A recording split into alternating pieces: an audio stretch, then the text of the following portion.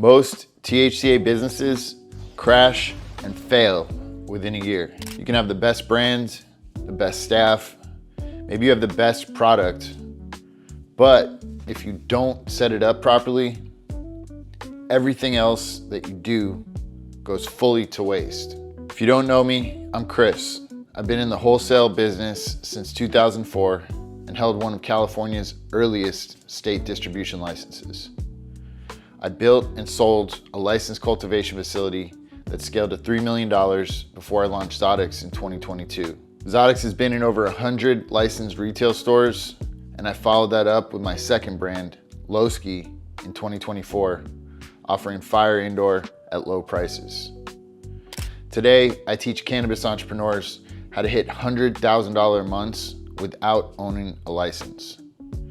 We go over how to scale your cannabis brand every day on our school and Telegram communities, as well as through our one-on-one guidance program for cannabis entrepreneurs. You can find those links below in the description. So let's get into the key points about setting up and building your THCA business properly from the start. So it's all gonna start with your brand.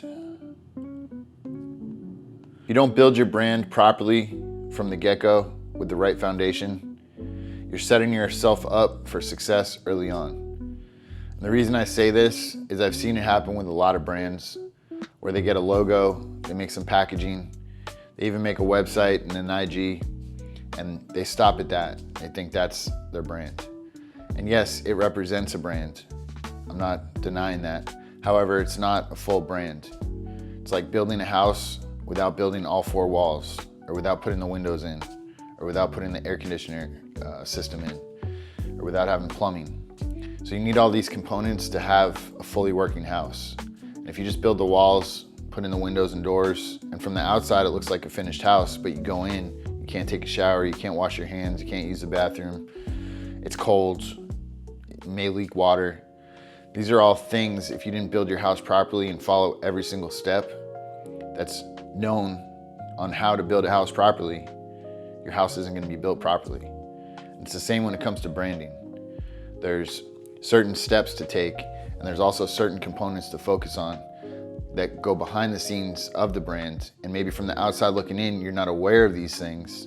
However, they're very important for how your brand's structured, how it speaks to your demographic, and how that brand connects to the consumer base that it's targeting. And so these things are built in the beginning. And if you don't attend to these things, first off, your brand's gonna go off in all these different directions and it's gonna confuse people. And when people get confused, they don't trust the brand. And when they don't trust the brand, they don't buy it. And so what I see happen to a lot of people that just do their logo, their packaging, an IG, do some photo shoots, make some content, what happens is they'll get some forward progress. It's not like it's just not gonna work. It'll work to an extent, but they're gonna hit a glass ceiling quick. And then what's gonna happen is they're gonna think they need to go outside of themselves to fix it. They think they're gonna have to go hire some influencers, go pay for some marketing, go get some articles written, get some guest appearances on podcasts.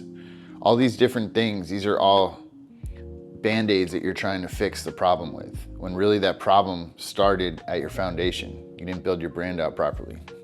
And so what's gonna happen, you're gonna go down the path thinking you need to go throw more money at it, go pay this influencer, go get this job, pay for this ad spend, pay for this marketing article in a magazine. Whatever the case may be that you think is gonna blow you up, it's not. And the reason why is because that brand isn't gonna communicate to the demographic that you're targeting properly. And so this is the case with any brand, not just in this industry. This could be a nutraceutical brand, this could be a car brand, this could be a clothing brand, it doesn't matter. A brand needs to connect with the target demographic on an emotional level. Us as humans, we buy off of emotion. We don't buy off logic. But a lot of people think, especially guys, they think that by selling to people with logic, highlighting features and benefits, highlighting cost savings, highlighting increased value, these are not emotional connections. When you can connect emotionally with your target audience, that's when the real power starts. And that's by providing that feeling that they're looking for, they receive through connecting with your brand. And that could be a feeling of fitting in. It could be a feeling of being cool. It could be a feeling of understanding. It could be a feeling of connection. It could be a feeling of respect. And these are all broad feelings, but brands instill these feelings into their demographics. And this could be done through the content you make, through the photo shoots you do, through the events you do, how you show up to these events, how you interact with the people at these events. However, all this is defined from your brand setup. And your brand setup is super important, especially in the THCA market, because there's so many brands out there with so much noise in the market. You need to cut through and speak directly to your demographic.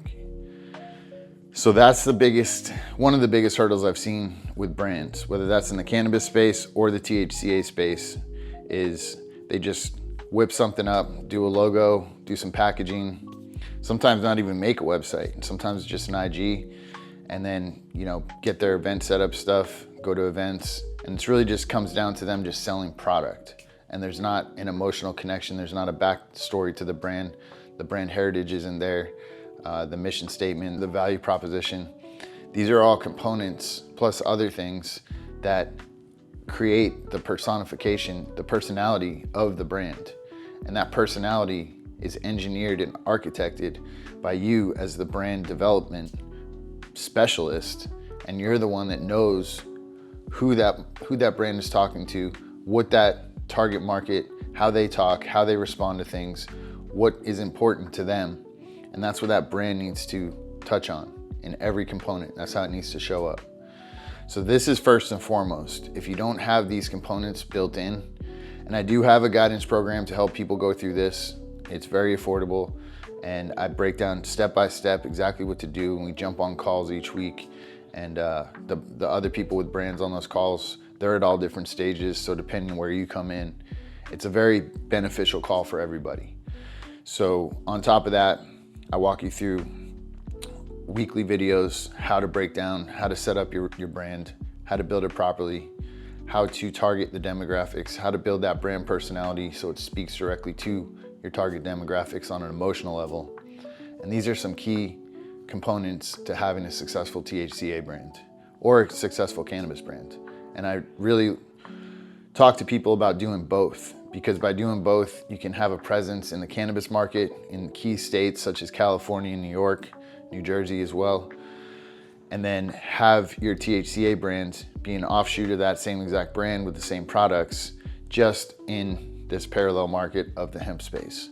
And so that allows you to reach other states. It also allows you to do direct to consumer through online sales compliantly if you set it up properly. And this is powerful, especially being able to do direct to consumer. And I'll get into that on a different video. And we'll jump back now into setting up your THCA brand properly and how to make it win. So next component that goes hand in hand with branding is marketing. And marketing and branding are closely related, but they're very separate and different. And don't treat one like the other.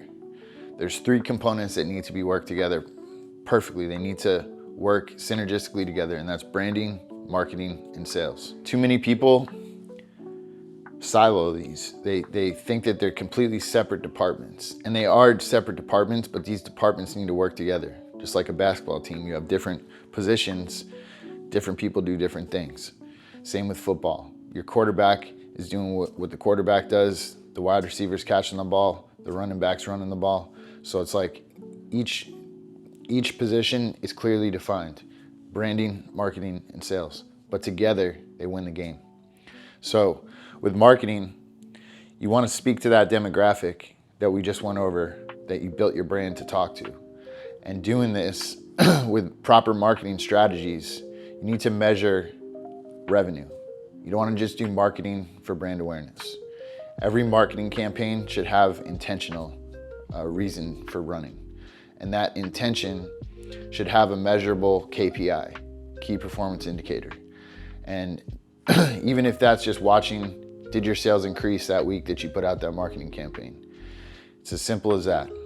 And ideally, if you can track them more minute, like say if you're doing direct to consumer And you can really track your web statistics. You can see how many visitors you had, how many clicks, how many sales, how many people put stuff in the carts and didn't check out, how many email addresses you collected. It depends what the objective of that marketing campaign is, and it doesn't just have to be sales. Like I said, it could be collecting email addresses.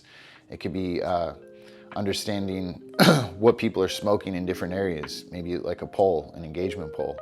So the marketing campaign doesn't always have to result in sales, but it does have to have a measurable result that you're tracking to make sure that the campaign's working. Otherwise, you don't know either how to fix it, how to tweak it, or how to kill it and just say, look, that didn't work, we're not gonna do it no more. So we got branding, we got marketing, and I'm just touching on these components. This video isn't about branding, this video isn't about marketing, this video isn't about supply chain setup, this video isn't about sales. This is all the key pieces about getting your THCA brand out to market and generating sales, whether that be direct to consumer, through the smoke shop networks, or just at events. Okay, so if you're a THCA business, once you get your branding and marketing in place, your supply chain is the next most important thing.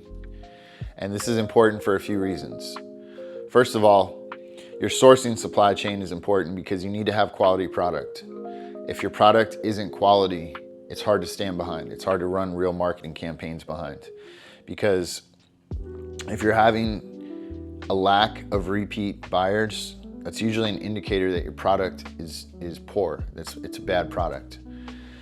So when you're running a marketing campaign, you're not just trying to get initial sales, because one sale from one person, yeah, that's good, but really what we want is repeat sales. We want that person to become loyal to that brand and come back and buy a second, third, fourth, fifth, 10th time, and also tell their friends about it, word of mouth. So that only happens if your product is good. And marketing does not solve that. There's been a misconception in the past that, oh, just with good marketing, you can sell anything, or you can trick people into buying things if the marketing's good. And maybe that was the case back when I was younger, back in the early days before internet revealed all this stuff. But nowadays people are much smarter and they're not being fooled by good marketing campaigns. And so instead, you need to follow that marketing campaign up with quality product. And the trick to that is under promising on your marketing campaigns and then over delivering on your product. So if you sat here and told me how great your product was and it's the best in the world and no one's ever gonna be able to beat this product and everyone who tries it is gonna be blown away and it's gonna be the most amazing thing they've ever had and nothing else is ever gonna compare. How easy do you think that is to hold up to? And do you think every single person is gonna have that experience? No. And so what that is, you're overselling yourself in the marketing stage and you're setting your demographics, you're setting them up for failure. You're setting them up to be disappointed because they're gonna see this amazing marketing campaign and they're gonna be like, wow, I gotta try this. This stuff's gonna be amazing. And then they try it and they're like, I don't get what all the hype's about. What the fuck, why did I just pay all that for this? So your product needs to match what your marketing's promising. And I like to have it match slightly lower. So if your product is this good, don't tell people it's this good. Tell people it's this good. So that way when they try it, they're even more impressed. Under promise, over deliver. So with your supply chain, that's how you're gonna do that. You need to source quality raw materials. Everything starts with your raw materials. Quality in equals quality out. So if you use subpar or average materials, that output is gonna be subpar and average. Don't expect, just because you grind it up and you put some other, some THCA diamonds or something into it and then put it into pre-rolls, that all of a sudden it's gonna be better.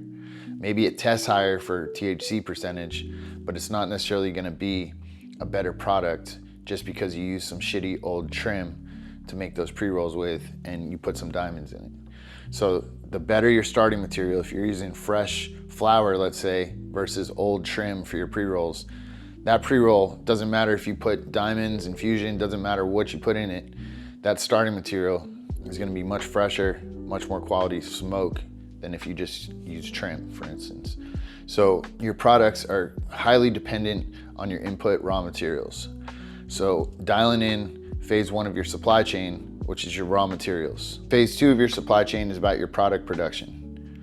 And so this depends on what products you're developing for your market. Whether that's just flower, pre-rolls, carts, edibles, vapes, doesn't matter. But understanding what those products require in order to produce. So let's say if you're making carts, your raw materials, you're gonna have to source your oil. What kind of oil are you using? Are you using high terpene extract, live resin, distillate, maybe hash rosin? Doesn't matter what your input material is, but just understand that a distillate vape pen is not gonna compete with a hash rosin vape pen. So determine your raw input materials for what you want that output to be. And if you're doing a distillate pen, I'm not saying that there's anything wrong with that, but understand that that's gonna be a value-based product, and that's how you're gonna market it.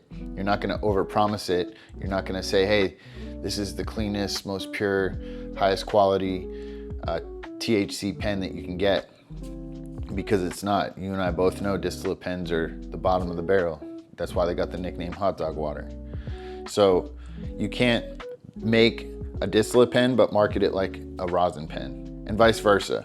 You don't want to take a rosin pen and mix it with distillate, or lower that quality just to say that there's rosin in it. So your product development dictates what your raw materials are. Then your product production is assembling those raw materials into its final form, whether that's pre-rolls, vapes, or just packaging flower into Mylar bags. So depending on what you're offering to your demographics, that's where the production happens. So you got sourcing, you got manufacturing/production. Next is distribution. So this is retail distribution. And you have two options with this. You can do self-distro, or you can go with one of the bigger distros. And there's two types of bigger distros. There's regional distros that service the smoke shops direct. And then there's bigger distros called master distros. And those distros supply all those local distros. So the master distro is like the mecca. So they're gonna sell much, much more volume. However, they're gonna require much, much lower price, because not only does that master distro need to make their percentage, but then they're giving it to another distro, and that distro needs to make their percentage, and then it goes to the retail store, and that retail store needs to make their percentage. So if you're selling to a master distro, it sounds good because now it's like getting a record deal with Universal Records, and now you're distributed worldwide, but they're getting their money too, and they're taking a big cut. So that's the difference. It's like being an independent artist versus being signed to Universal. And if you're an independent artist, you're gonna keep more of your pay. You're getting the bigger cut. You own those masters. But the chances of you having that same reach that Universal would have is much lower. Or it's gonna take you a lot of time, money, energy to achieve that same reach. I'm not saying that it's not possible. So it really comes down to what's more important to you. Do you want to put in that time, legwork, start small, and eventually grow bigger on your own and retain ownership of your brand, ultimately, quote unquote, own your masters? Or do you want to give away some of that money, lose some of the profit off top, give it to a bigger distro, but they have all the connections? As soon as they put it into their network, it's just flushed through the network. So it's pros and cons to everything in life, including the situation. So understanding, are you doing self-distro or are you doing master distros?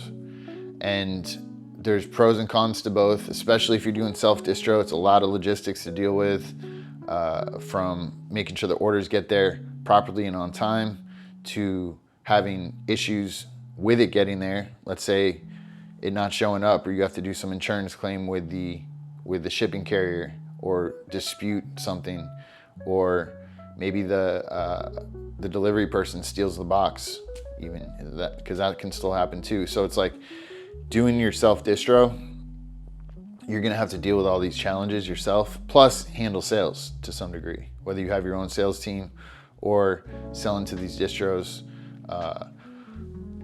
account managing, and then potentially account receivables, meaning you have to go get your invoices paid.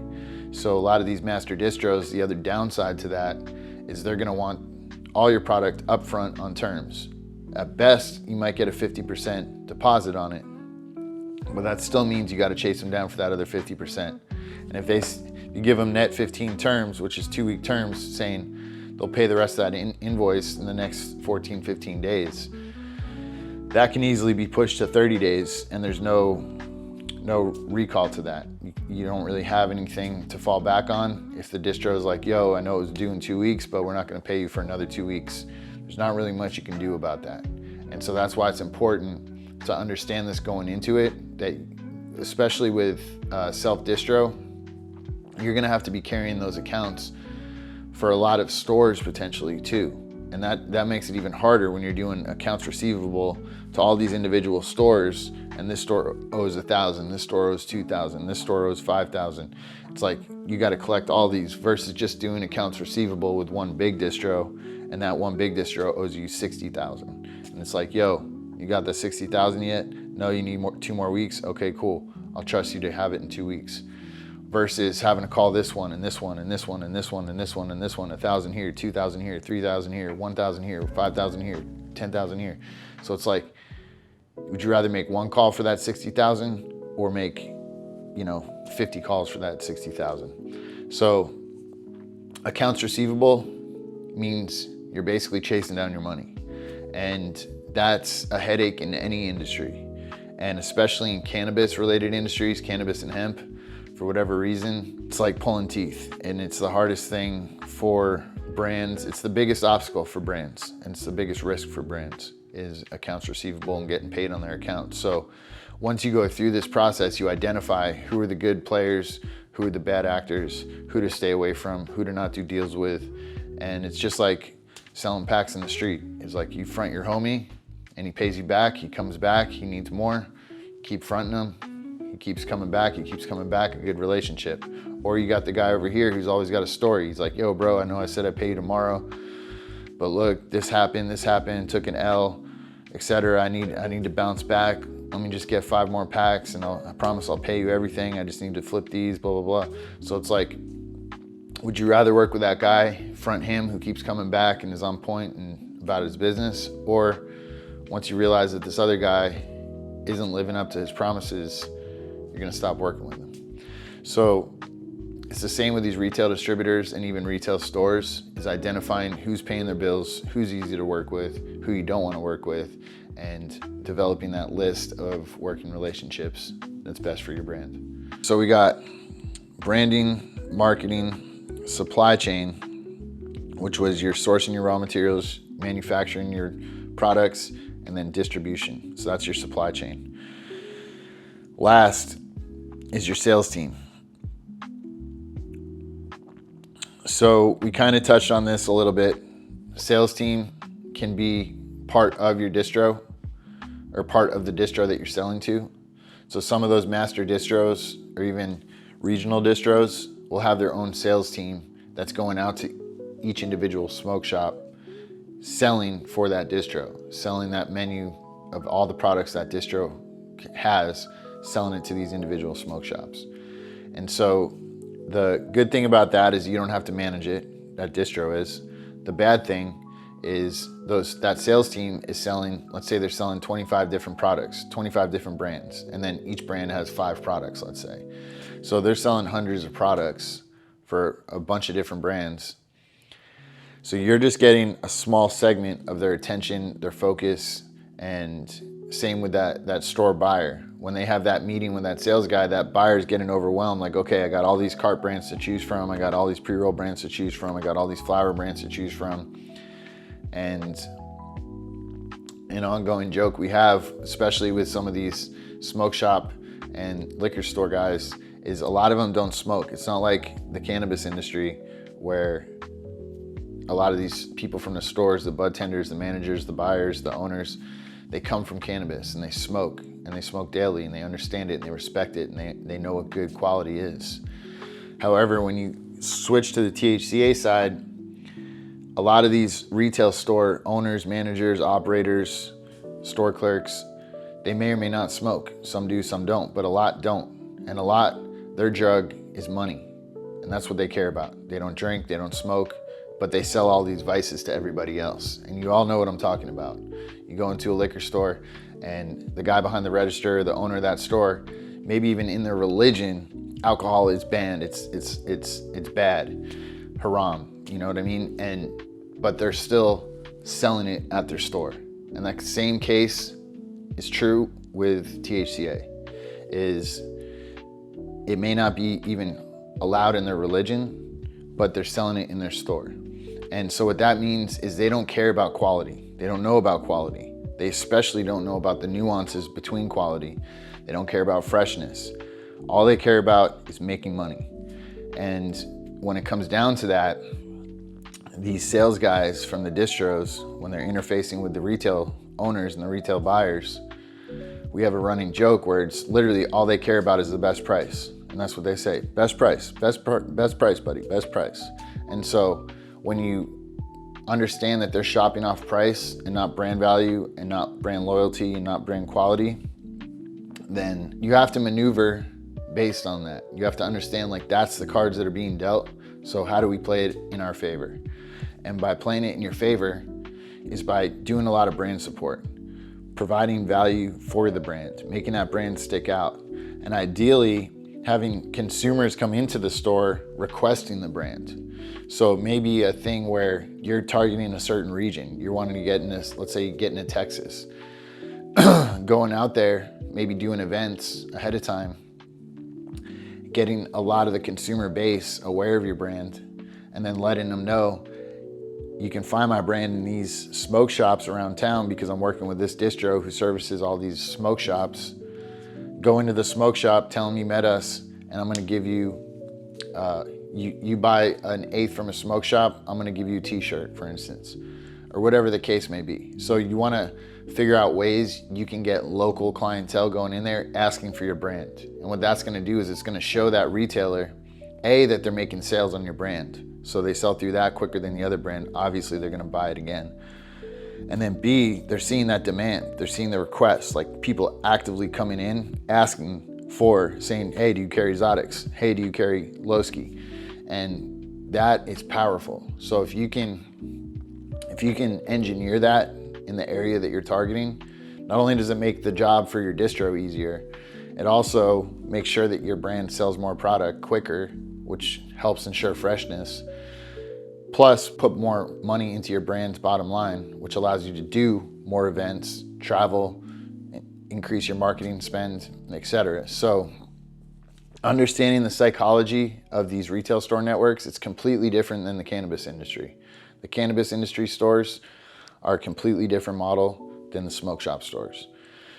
So your sales team, if your sales team is working for the distro, your brand is gonna get much less focus and attention. However, you can have your own sales team that you build and manage yourself, and you operate that sales team. And that sales team is strictly selling just your brands, whether that's one brand, two brands, three brands. However, if you're gonna run your own sales team, you gotta make sure that your brand's generating enough sell-through to provide enough commission to your sales team. Because I don't like I prefer having salespeople that are paid on commission because it's performance-based. If they sell X amount of dollars, they make X amount of dollars. If they sell more, they make more.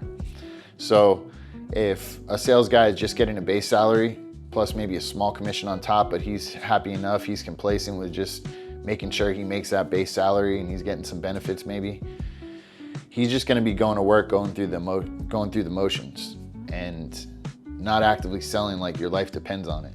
And I've had 2 sales jobs where it was commission only. And actually the second one was a hybrid. We'd get a base pay, but we wouldn't get our commissions unless we hit a certain threshold. And the base pay was minimal. So what it caused you to do is hit your minimums so that all your commissions would kick in. And having some kind of structure like that with your sales team is powerful because it keeps them hungry. It keeps them wanting to go out, make more sales, get more accounts, and grow that brand. So having your independent sales team, the drawbacks to that is you gotta manage them, you gotta recruit them, and when I say manage, it's like that term herding cats. It's like you might have 2, 3 sales guys, but this guy's busy with this thing, this guy had a bad day, this guy was fighting with his girlfriend today. It's like they aren't required to be at work from 9 to 5 because it's not a salary job, and instead it's commission. So that's the drawback, is if they're not hungry and they're not focused and they don't have good discipline, it's going to be tough to manage those sales guys. The other drawback is, like I said, if your brand alone isn't selling enough, the sales guy's not going to be interested in selling it. And now he's going to be working with other brands. And now, just because you have your own sales team, quote unquote, this sales guy is independent. He can work with other brands too. So now maybe he's focusing on this other brand now because they're getting better traction, because they're doing some marketing and they're not cutting corners on their product quality, and they're actually spending on marketing rather than just producing the product, putting it on the shelf and hoping it sells. And that's goes back to what I was saying in the beginning, is too many people separate branding, marketing, and sales. And they think, okay, we got our brand done. What are we gonna do for marketing? Okay, we're gonna do this marketing campaign. Let's run it. Then they're saying, why aren't we getting sales? Who's handling sales? We need to increase sales. But instead, that marketing campaign should be speaking directly with the sales team, understanding what is selling, why isn't this stuff selling, what is in demand, how can we modify our marketing campaigns to ensure that we get more sell-through. Working on a synergistic level. Same with the brand too, is once the brand's dialed in, there's not too much to change, but you wanna have that go hand in hand with your marketing strategies, your marketing plan, who you're targeting with your demographics, making sure that that product that you're selling and marketing is speaking directly to those demographics. So these components are super, super important to work together. And then sales needs to give their 2 cents back to marketing and say, hey, what we're seeing here, we're seeing a demand for this, this, and this. And the stores are telling us that customers don't like this, this, or this. So let's go back to the drawing board, modify this, this, and this, and let's highlight this in the next marketing campaign. So that way, what's important to the consumers is now being highlighted, that we understand it and that we're addressing it and that our brand solves that problem. And so this is an example of how marketing works with sales and sales works with marketing. Once the brand is dialed in to speak to the proper demographic and push a certain type of products. So some of the biggest problems I see with THCA brands is just that their brand isn't solid, first of all, and we went over that. So it's almost a waste of time, energy, and resources if you're gonna half-ass build your brand. If you're gonna half-ass build your brand, you might as well just not do it. And if you don't know what you don't know, and you think like, I've done everything I can for my brand, what else do I need to do? But you know in your gut that you're not doing everything you should. It means that you need to learn more. It means you need to understand how to build a brand properly, how to build a brand that speaks to your target demographics, how to build a brand that creates an emotional response to your target demographic. And these are some key points that what sets a winning brand apart from a failing brand. So that's one of the biggest problems, is lack of quality branding and lack of quality brand planning. Next problem is influencer marketing.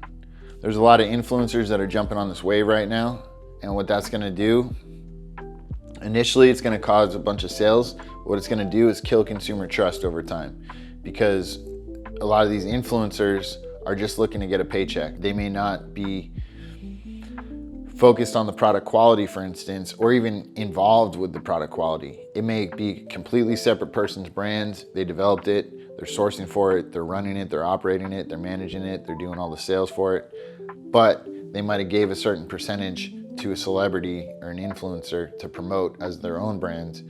And so now the consumers are thinking they're buying certain rapper's brand, and then they go smoke it and it's a letdown. So if you're gonna do a celebrity brand, be sure that it's not like that. If you as the celebrity are looking to just get a paycheck off of someone else's brand that they're having you promote, and you don't really take part in that brand, you need to be showing up to events, you need to be pushing it like it's your own brand and resonating with the brand itself, embodying it, so that the consumers, the demographics look to it as your brand, as the celebrity, and not someone else's brand that this celebrity is just endorsing.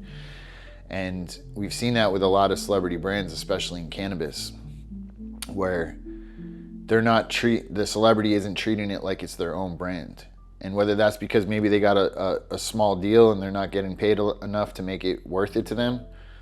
But if that's the case, those deals need to be revisited, and that celebrity needs to live and operate like that brand is theirs. Next issue is changing laws. These THCA laws can change overnight, and these states are shutting them down left and right.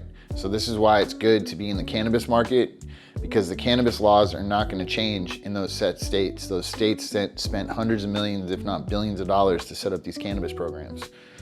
So the THCA side, if a state shuts it down completely, and you were big in that state, like look what happened in Texas. They didn't shut it down, but they almost did. And it could have wiped out tons and tons of jobs, tons of brands, tons of smoke shops. And so that happened almost overnight. So this is still a reality, and it could happen even on a federal level if they take away the Farm Bill or modify that significantly. So that's one of the biggest risks as a THCA brand. And that's why I say be on the THCA side as well as the licensed cannabis side. And that's gonna give you brand longevity and a wider reach and more profits in the end. Another big issue is consumers not understanding THCA. That's the biggest thing I see, is they think it's fake weed, they think it's shitty weed, they think they're getting scammed ultimately. And the reason why is because of greed. So many people, like I mentioned earlier, especially these smoke shop owners, they don't care about quality, they don't understand quality, they don't understand freshness. All they understand is how much should I buy it for and how much can I sell it for? And what they're doing is they're buying cheap, shitty weed, sometimes old, and then they're selling it for the price of good, high quality weed.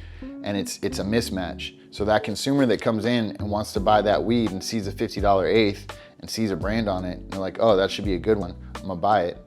And they smoke it and it's old and crumbly, doesn't get them high, doesn't taste good. They're like, man, fuck this THCA shit. It's just bullshit. And the thing is that the brand's intention might've been great from the beginning, but the store owner fucked it up because they're lowballing on price, they're buying old stuff, it's not selling, they're overpricing it on the shelf, and it just sits there and goes old. So that's the biggest problem, is consumers being scammed by shitty THCA weed and then realizing that THCA sucks when they just haven't had the good kind yet. They just haven't had good quality consistently from a brand that cares. And if you want to check out some of the THCA products that I offer online, go to distrocalifornia.com, and that's my compliant direct consumer website where I sell both my brands nationwide direct to consumers, and I can control product quality that way. So another thing is testing and compliance and sending your products through the mail. This is definitely a question I get a lot, and it's not a foolproof thing, it's not fully guaranteed, but it protects you a lot by having this compliant paperwork, showing the test results that it's under 0.3 THC, and even down to if you are shipping it, there's places like FedEx where they have stickers at their counter saying, hey, if you're shipping compliant hemp, make sure the paperwork's in there. And so it's not a fail-safe. Like I said, even the delivery guy dropping off the final package, he could steal that for all we know. So that paperwork isn't gonna completely ensure that you're safe, but it's much safer than just being, with no paperwork. And finally, the last biggest challenge, as with any business, is building a reliable team. And I found that working with VAs over in the Philippines actually helps a lot more. Not only are they lower cost, but they care about their job and the quality that they're bringing to the table, and they really care about the work that they're doing. So I have other videos about that. Also in my guidance program, I break down exactly how to identify, find these VAs, how to hire them, how to manage them, and how to scale that team.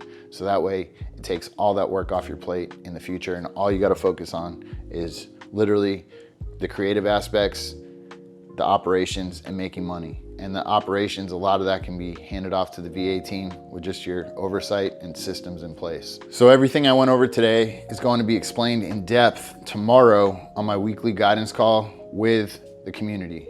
And this is where I answer questions and we go over strategies with other brand builders and owners. And you can find the links below. There's a school community and Telegram community. It's basically a duplicate of the info, just whatever's better for you to be on. So click the links, join that, and I'll see you over there.